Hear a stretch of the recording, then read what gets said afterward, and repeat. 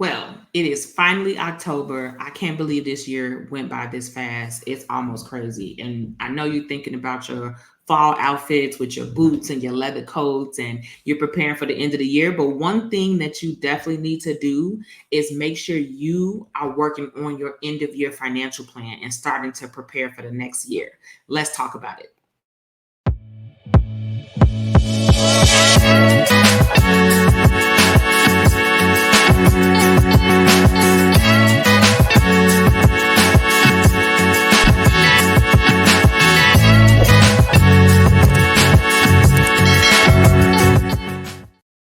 Hey goalies, welcome back to the channel. I'm Nia, your personal financial educator, here helping you overcome money mistakes and achieve wealth by eliminating debt. So before we get deep into it, I need to make sure you hit that like and subscribe button, because if you're trying to get your life right with money, this is the place where you need to be and checking in. And we're coming up on the end of the year. I can't believe it's already October, but what have you done this year? We got to do that check-in to see what have you done with your goals. How did you do this year? Did you do well? Do you have some improvements you need to make? I brought somebody here today to talk with me. You know, I like to bring company, and we're just going to have a money conversation. I don't want you to think about this as something very formal but it's something and a conversation I think you need to have with yourself. And this is every year. You can do this mid-year, you can do it every quarter, but we're just going to talk about some of the things that it's important for you to look at when it comes to your finances. So I'll bring her up. Hey, Renee. Hey there. How are you, Nia? I'm good. How are you? I am good. You know me, I cannot complain. Thank you for allowing me to be on this platform today and do what I love to do, and that's talk about money. Can you believe that it's already October? Yes. Time has gone by so fast. I can't believe it's fall. Oh You my talk about gosh. people getting out their boots and their hats and gloves. And you know what? I have ordered my pumpkin spice candles. Oh, you one of those. Oh, you one of those. So I I am. I I am a am. part of the Pumpkin Haters Club. Okay. So I don't do pumpkin. Girl, Don't. I do. I got my pumpkin spice candles. I even went out and bought me some what is it? Pumpkin spice syrup to put in my coffee. Okay, so let me determine if you need to stay on this video or not. Do you eat candy corn? Oh girl, no. Okay, Mm-mm, okay, mm-mm, you can stay. You can mm-mm. stay. Oh Okay, my you can stay. goodness, no. I have never You gotta liked check. You gotta check. You check your people, because mm-mm, if you ate candy corn, I don't know. Girl, You my might dad used to though. you He used might to you eat might accidentally have a technical difficulty that knocks you out. I mean, who knows what could happen? Oh, good. No, I don't eat candy corn. Mm-mm. And I appreciate that. I appreciate that. You make good decisions. But yeah, I'm just not a pumpkin fan. I have never been. And Really? every year, this time, it's like they just shove pumpkins down your throat everywhere you Yep. turn. Do you want to like pumpkin? No, I don't. Yep, I No, feel no, I that. I don't. I feel don't that. want But it. I do like the smell of the pumpkin spice. I guess maybe it just reminds me of the fall. And I love the fall. I love the colors, I love the mums, putting the mums out, and all the various colors that they come in. I like fall. I think fall and spring are probably my favorite times of the year. So I'm a summer baby. So I Mhm. love me some summer. Mhm. I like the colors of fall. I do Mhm. like the colors of fall. But if I had a preference, it's Mhm. definitely going to be summer. I like hot. I like not having Mm. on any jacket. While I love the way the boots and the leather coats and they looking, I don't want to have to put on a jacket. I I hear don't, that. I don't want the extra layer. I want to be Yeah. able to just put on my clothes and walk outside. To Right. me, that's the best weather, that I don't Yeah. need to put on any extra layer. I could just come as I am. You know what I mean? Yeah, absolutely. Absolutely. I feel that. I feel that. Yeah, for sure. I don't like to layer up too much, but a nice kind of crunchy sweater, I love that. Yeah. Mhm. I Yeah. don't mind wearing sweaters. I like sweaters, but just not having to put a jacket on top of it. I Yep. think Got it.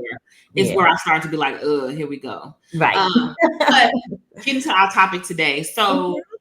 thank you, first of all, for coming to talk with Yeah. us and share with Absolutely. us I appreciate everybody who has the time to give us to talk about these things, because I feel like, again, these are conversations that people typically don't know to have or Yeah. don't know that they should do. Mhm. And we're really quick to kind of, beat down on ourselves, Mhm. but we don't think about how we should be checking in with ourselves regularly. But Right. since it's October, I feel like we should talk about that end of year check-in and what that check-in looks like. Like, Mhm. what do you do and what do I do? We could talk about some of the things we do for ourselves and our own finances, and Right. then help other people do the same. So the first thing I want to talk about is, when you even approaching this topic or you're looking at it, I do want to first lead off, and I always say this: you're not looking to figure out, oh, well, you messed up here and you messed up there. You really want to start and just look back at your year. Did you make a financial bucket list that year? If you did, you want to just go check in. If, say, one of your goals was to improve your credit score, how did you do? How many points did it raise? You know what I mean? How many Mhm. points do you have to go to get to where you want to go score wise? Or did you already meet it? Because if you, Right. right. So that's why you got to go back and look and check these things. And it also is important to reflect on what went right, what went wrong, and then figure out, oh, because you might discover you kind of did your thing. And so if you do discover that, that's something important to know, like toot your horn and things like that. What do you typically look at? Like when you're saying, okay, like I need to reflect, I'm looking, it's about to be the end of the year, which it is. We're preparing for 2025, which I can't believe it, but we are. Mhm. Um, what do Yeah. you typically do, like when you're reflecting on So, your year?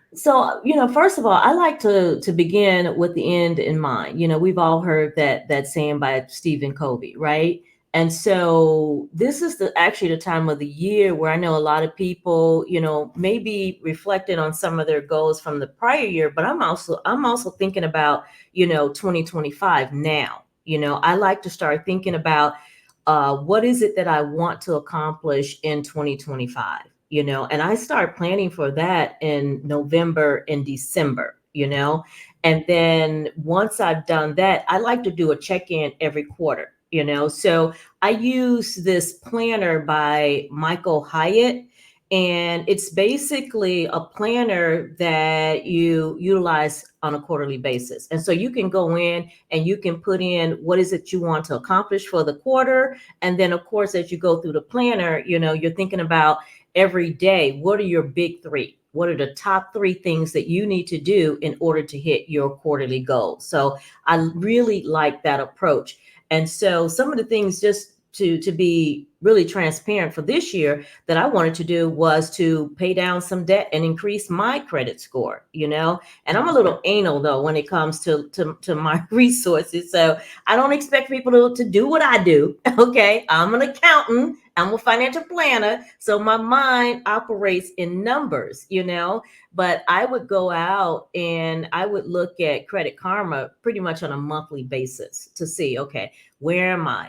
What is my ratio? Because you want to be under that 30%, debt ratio, debt usage ratio. So I go out there and take a look at it to see where am I, other things too is just like I have a debt elimination plan. I am on a debt-free journey, and that for me, that also includes paying off my mortgage. By the time I go into retirement, I don't want to have any debt. I want to be 100% debt free. So those are the things I'm looking at. I'm taking a look at my goals that I started to set the prior year. At the end of that year, I start setting my goals and then I put them into my planner. Now, I am kind of old school, so my planner is actually a physical planner. I know a lot of people are using like electronic planners, but personally, I like to use my Michael Hyatt's planner. It just works for me.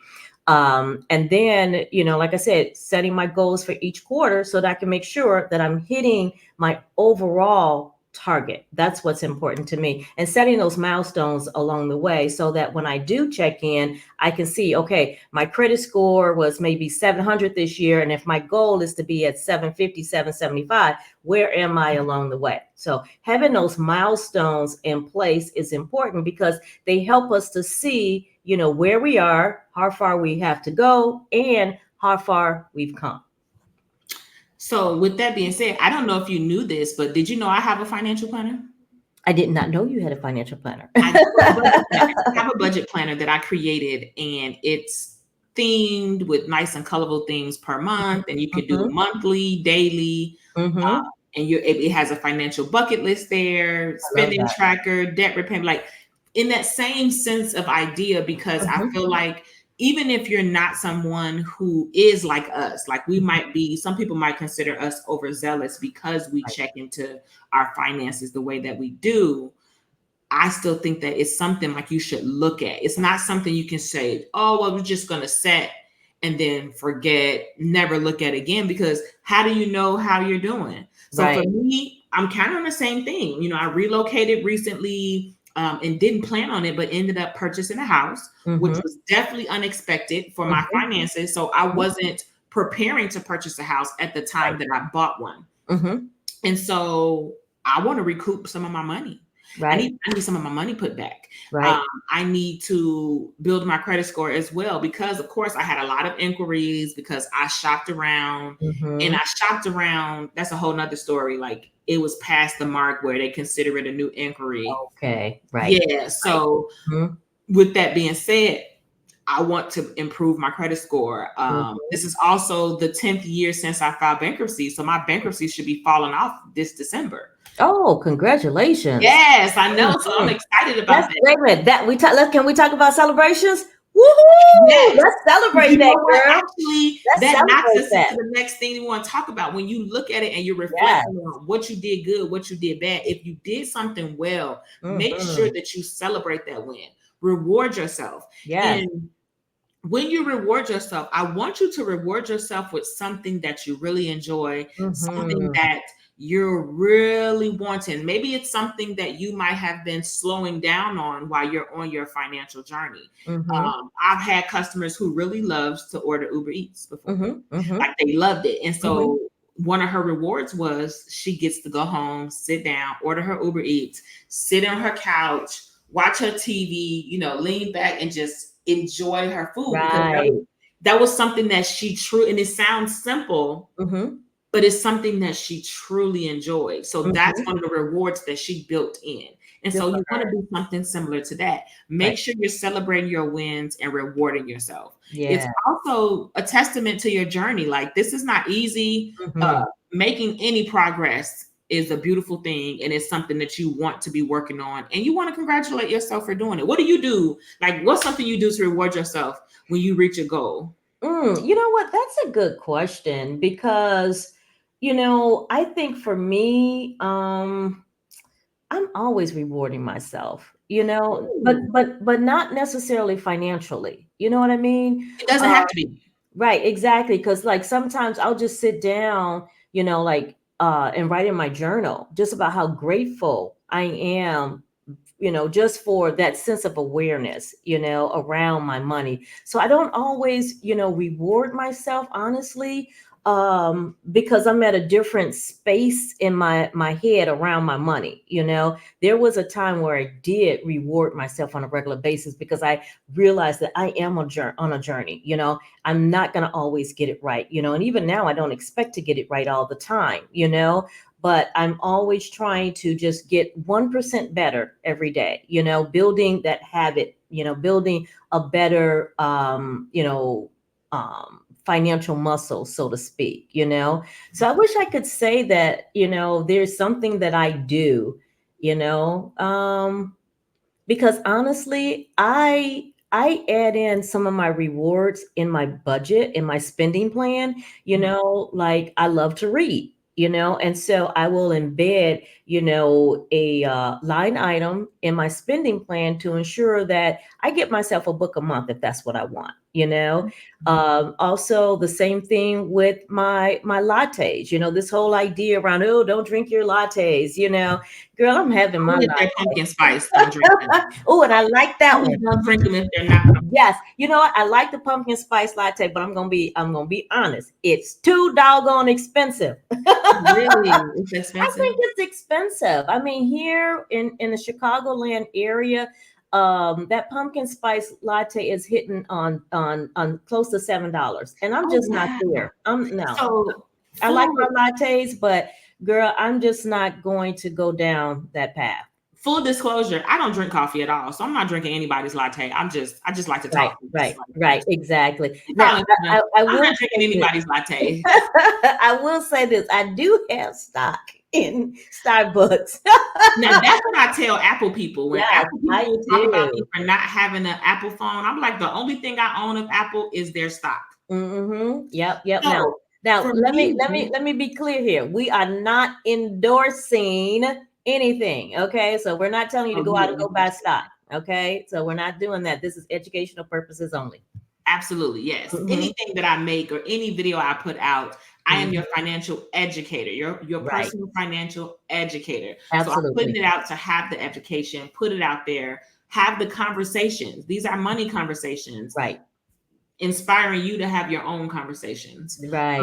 So for me, I include rewards in my budget, in a sense that, but the way that they're included regularly in my budget, it's not necessarily deemed as a reward. It's just like Mhm. my personal spending, Right. or it's my entertainment fund. So I do Exactly. like to reward myself. Mm-hmm. One of the ways I reward myself is when I reach a certain goal, I might take a trip that I want to take, or I Yeah. might, so I might do something that and see, that's the thing too. My rewards might be a little different. Mm-hmm. My rewards might be, ooh, I move closer to a certain goal that I wanted to do. Mm-hmm. That's rewarding for me. Mm-hmm. Another thing I'll do is I have like this list on Amazon that has things that I want, Mm-hmm.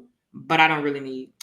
But I just happen to want them. And so I don't keep them in my cart, but you can like save for later. Right, save for later. I do that all the time. Correct. So Mhm. I'll go buy one of those things. Okay, nice. I like that. So Yeah. that's one of the things I do. If I Mhm. hit a goal, I'll go down there and be like, Mhm. what am I going to get myself? Good So for you. I love that. Maybe yeah. I should do some of that, you know. I think I don't that's interesting because I don't really do that. And I do tell my clients to do it. That's the thing, you know. So I will tell them to, you know, find something that they can, you know, indulge in once they've hit their goals. So And I think but it I don't depends do on the that for person. myself. Yeah, and I don't do it for myself, you know. I'm pretty content, you know, to be honest with you. I'm pretty content. I can say that today hasn't always been that way, you know, but I am pretty content. I'm very grateful for everything that I have. I'm grateful for my journey, for the awareness, the enlightenment that I've had along the way. So I do try to make sure that I am just in the present moment enjoying life today. I really do. Oh, I love that. I love that. I hear you. I love that. I Yeah. think that's great. For me, I have a lot of things that I want, being again that I just moved. So Yeah. I have a whole house to put together, I guess Hmm. you could say. So I Right. think that's part of what I'm working on. Like I bought myself a steamer so I can steam. Yep. Uh, Absolutely. it makes my life a little bit easier than scrubbing in some instances. Like I want to be able to clean like around my washing machine or different things like that. So Right. I'm weird. The things that I like Mhm. that are rewards to me, and that's why it's kind of important to have this conversation, because rewards are going to look different to different people. To Absolutely. me, that's a reward because I'm still going to clean it, but now it just makes my life easier to clean it with that, Yep. and it's just. I don't know. I feel like you have to pick something that works for you, that's important to you, that you will deem. And then that's if a reward system works for you. For some people, it doesn't work. Right. Some Exactly. people, it doesn't motivate them at all. So Yep. those are the things. So it kind of, because once you figure out what you did well, you also have to look at what needs improvement. You Right. also have to look at, Absolutely. okay, I did this right. Mhm. Here's where I kind of fell off. Here's where Right. I kind of slipped off. Exactly. You got to, so you can figure out how to improve it. And when we say improve it, it doesn't mean that, okay, you realize you did this wrong today, so no more. We're not doing that no more at all. Because that's Mhm. not realistic. Exactly. It's not realistic at all. You Mhm. want to identify, okay, I did this. Okay, yeah, I met these goals. I boosted my credit score. I paid off debt because I also have a debt repayment. Mhm. Um, Obviously, I built some debt with relocating and things like that. So I want to pay that Mhm. down before it gets to, out of hand. Right. So that's one of the things. What did I do well? What didn't I do well? And Mhm. so just figuring out and creating a plan to get better at it. It's really simple. Exactly. I know it sounds simple to say. It's really a lot of work in actual practice, but that's one of the things you want to think about, because now you want to look at, well, what are your 2025 financial goals? Yes. Yep. Okay, we got this done. This one we didn't get done. So are we rolling this over to the next year? Right. And then sometimes your goals are going to change. Right, exactly. Your motivation, your desires may change, So, starting off the year, you may have, set a particular goal. And as the year progressed, you look back and you say, oh, wow, I didn't do anything with this goal. That's a great moment to reflect and say, well, why didn't I do anything with this goal? Maybe I thought it was important initially, and it turns out that it's not as important as I thought it was, Exactly. Or you might even want to do something different. Like you might have wanted to do this, but after accomplishing some other goals, or just going throughout the year with your own growth, with your own expansion of your knowledge, you're like, wait a minute, it probably would be better if I did this. Right. And it could be that simple. And now your whole goal has shifted. And that's normal and that's realistic. But you have to start to plan it. So what I typically tell people to do, create a financial bucket list.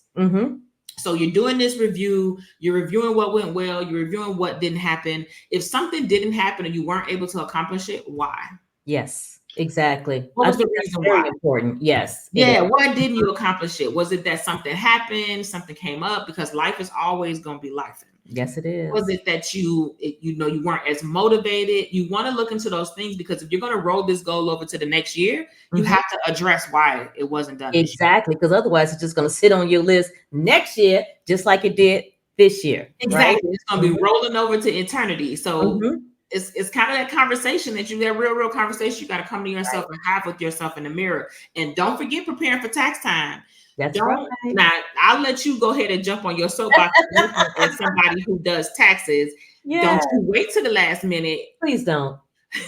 And now all of a sudden you want to figure out where your mortgage statement is. They send it to you whenever they're sending you all of these documents for your mortgage interest, your student loan interest. Put them in one place. Yes, exactly. Like create a folder. You don't have to be super organized about it. Literally, if you just create a folder and at the very least, put them in one place. Yep. It'll make your life so much easier. Yeah. But I'll let you go ahead. That's it. That's really it. It's just, if you, it's a great time to start thinking about that. Like in December, when you're doing your goals, just go ahead and create your folder, your tax folder for 2025. And then as you get your documents in, they'll start coming in January, February. Start take those documents as they come in and just throw them in a folder. And then that way, when, you start reaching out to your accountant, to your CPA, you have everything already. And please, please, please, please do not send that stuff to your accountant in April, because I guarantee you that poor accountant is deprived of sleep. Their brain is fried.